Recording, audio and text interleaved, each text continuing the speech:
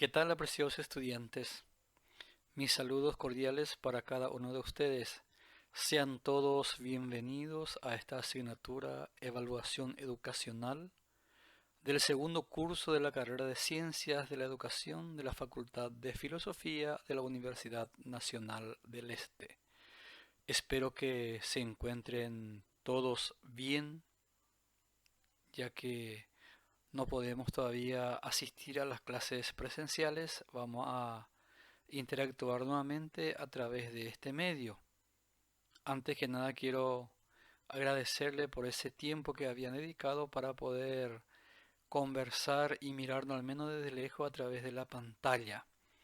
Se maite hija se pollo pujoriba pm muana. Tape hasa ponaite peneroga kukurandi. Ha ñañandu ponanamo y katujeta mayiya poñaina.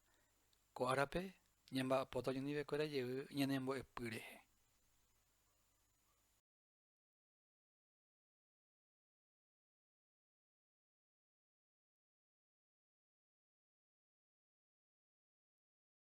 Muy bien, antes de comenzar este nuevo contenido que corresponde a la cuarta unidad de nuestro programa de estudio, quisiera hacer un pequeño recuento de lo que estuvimos hablando en la clase anterior.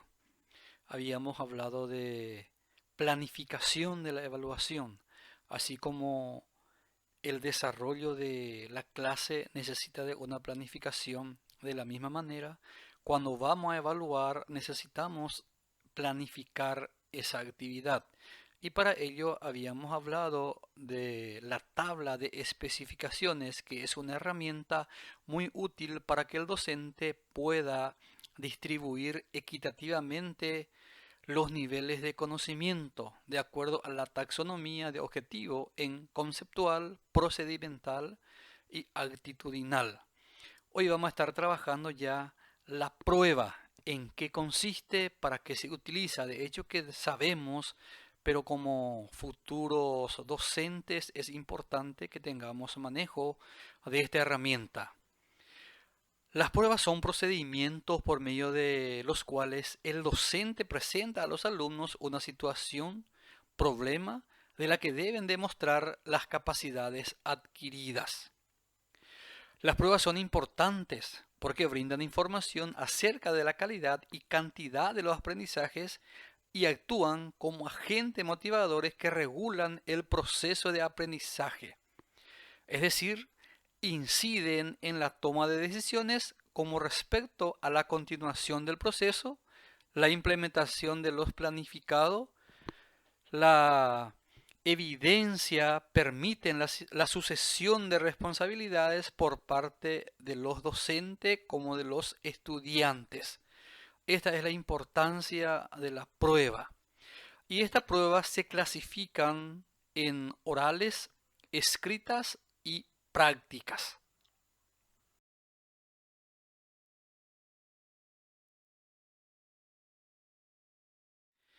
Nuestro programa de estudios habla de pruebas objetivas.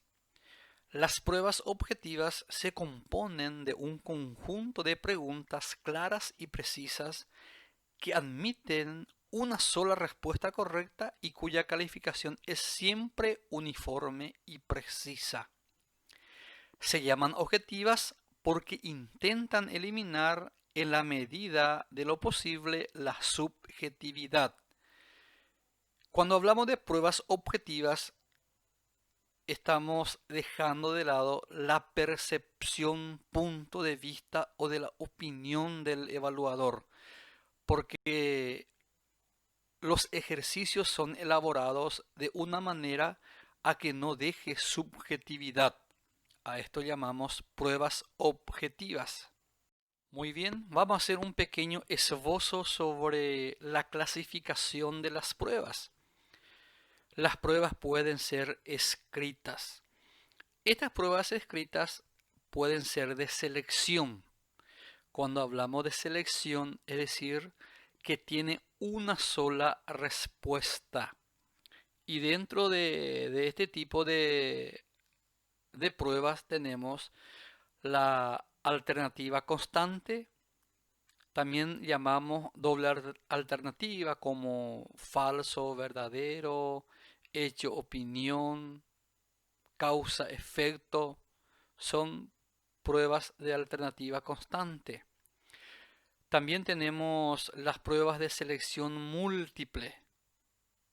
Incluso hay otro autor que trae múltiple de múltiple, que es un poquito más complejo a este tipo de examen.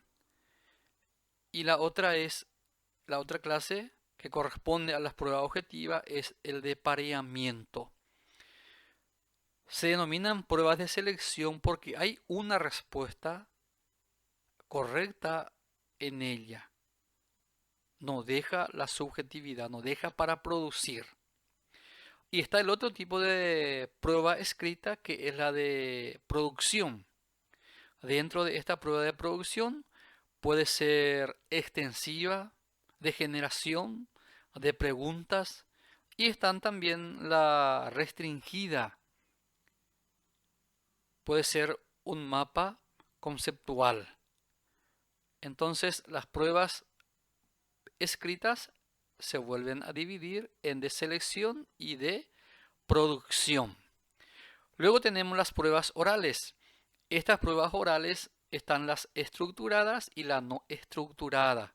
Cuando hablamos de estructurada, se rige a un plan de examen donde están elaborados los criterios, los indicadores, de tal forma para que el estudiante pueda dar una respuesta precisa.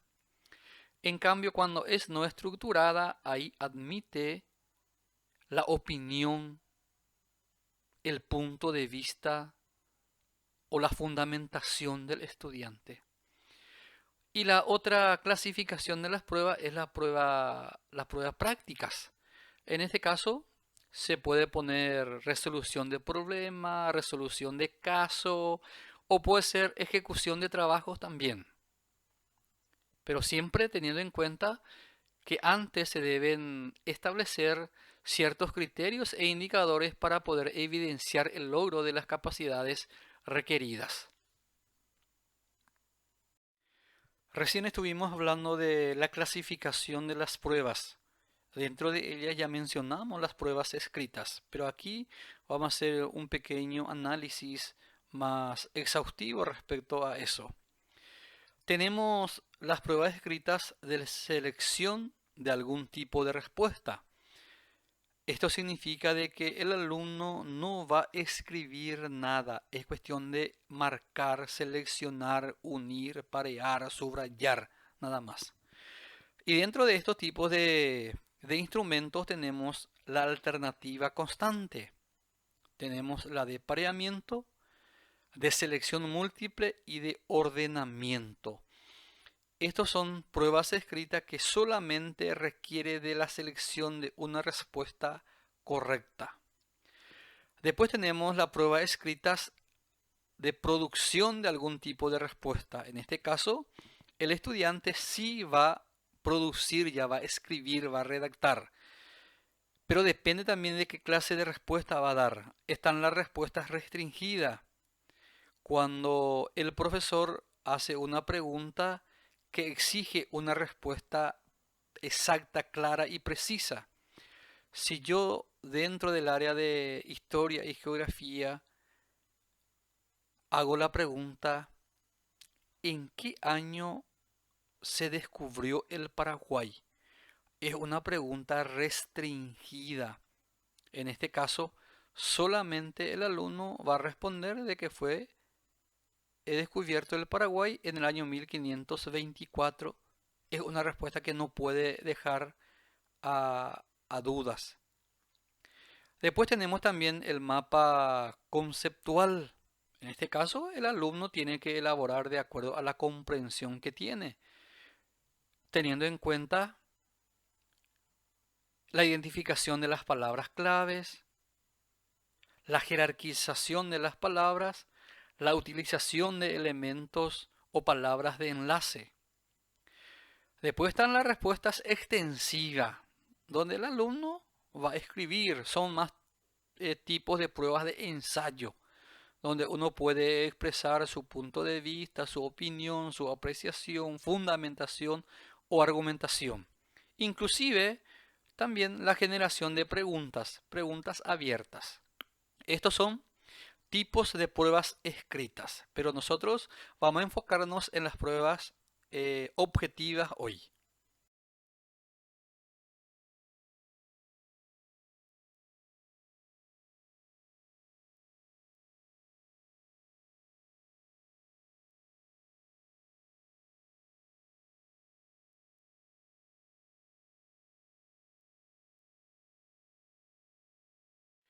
Cada instrumento evaluativo tiene sus ventajas y sus desventajas o limitaciones. En este caso vamos a mirar un poquito cuáles son las ventajas que ofrecen las pruebas objetivas. Por un lado, pueden resultar muy confiables en la medición, es decir, no va a dejar duda a la respuesta. Es una respuesta para todos. Pueden calificarse objetivamente y con rapidez. Generalmente se utiliza en un curso de ingreso porque exige una respuesta, una corrección rápida. También cuando tenemos excesiva cantidad de alumnos en la sala de clase, utilizamos estos tipos de ítem. Eliminan la verbalización superflua, innecesaria, es decir, totalmente está fuera el de escribir o de explayarse, sino que debe marcar nada más. Ahí la cuestión de bla bla bla se deja de lado. Pueden someterse al análisis de ítem y a una depuración posterior, es decir, uno después de aplicar o administrar la prueba puede ver cuáles son los ítems que son demasiado fáciles o que son demasiado complicados para volver a analizar. Incluso puede descartar. La otra ventaja es que puede adaptarse a varios objetivos. Muchos contenidos se puede evaluar a través de esto. También ofrecen una amplia muestra de objetivos y contenidos. Uno puede abarcar todos los contenidos desarrollados en las pruebas objetivas y es más rápido de corregir. Entonces, estas son las ventajas de las pruebas objetivas.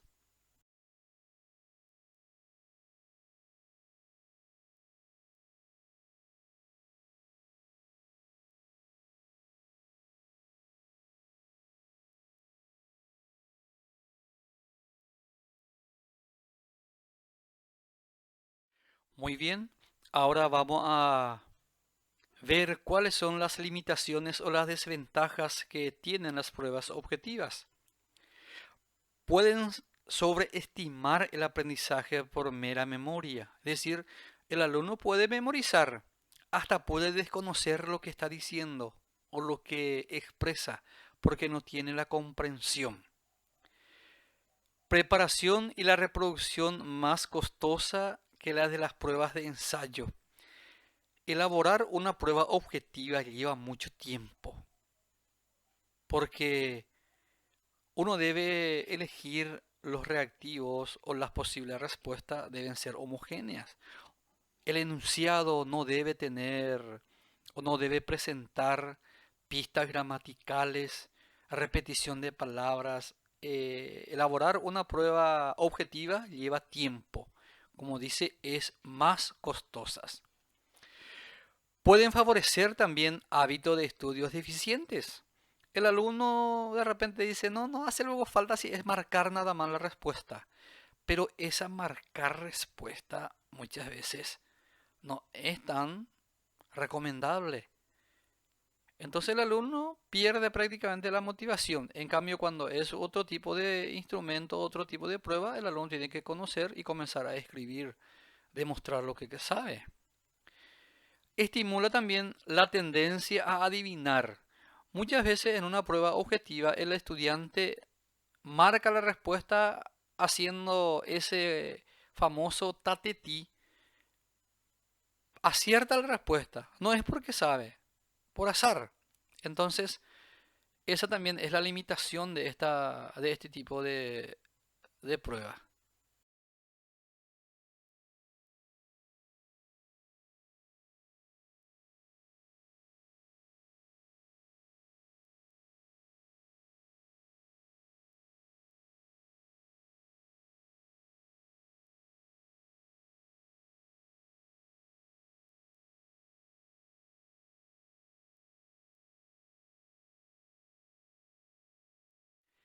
Y por último, vamos a ver los tipos de ejercicios de la prueba objetiva.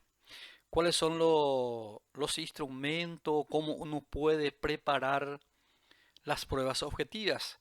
Primeramente tenemos la de selección múltiple. Es decir, prepara un enunciado, abajo escriben las posibles respuestas y entre esa respuesta aparece una que es la correcta, las otras tienen que ser muy homogénea, muy parecida también a la respuesta correcta. Tenemos de la completación, es decir, en una expresión el profesor deja un espacio para que el alumno pueda completar. Yo digo, Asunción fue fundada por. En el año 1000 se deja otra vez espacio. Este es un tipo de prueba de completación. Están de pareamiento.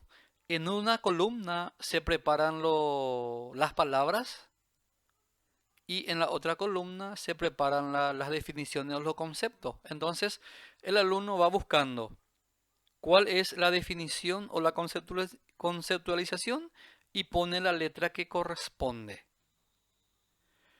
Respuestas breves.